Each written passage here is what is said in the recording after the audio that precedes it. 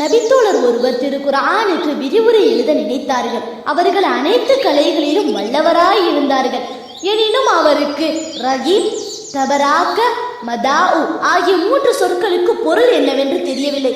அவற்றின் பொருளை அறிவதற்காக அவர்கள் பல நாடுகளுக்கும் சுற்றி திரிந்தார்கள்.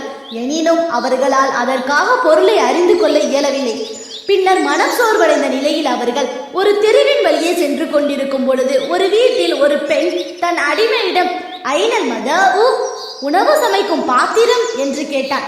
அதற்கு அவ்வடிமை ஜாஅர் ரஹீமு வ அதகல் மதாஉ வ தபாரக்கல் ஜிபால, நாய் வந்து உணவு பாத்திரத்தை எடுத்துக்கொண்டு மலை மேல் ஓடிவிட்டது என்று கூறினார். அது கேட்ட சோர்வடைந்திருந்த நபித்தோழரின் உள்ளம் புத்துணர்ச்சி பெற்றது. 3 சொற்களுக்கும் அவர்கள் பொருள் விளங்கி கொண்டார்கள். அதன் பின்னரே அவர்கள் திருக்குர்ஆனுக்கு தஃப்சீர் எழுத துவங்கினார்கள். திருக்குர்ஆனுக்கு விரிவுரை எழுதுவதில் முழுக்க இறைவனுக்கு அஞ்சிக் கொள்ள வேண்டும் என்பதே இந்நிகழ்ச்சி நமக்கு அறிவுறுத்துகிறது. ஆனால் இன்று அரைகுறையாக மார்க்கத்தை கற்ற எல்லோருமே திருக்குர்ஆனுக்கு விளக்கம் சொல்வதை நாம் கண்கூடாக பார்க்கிறோம்.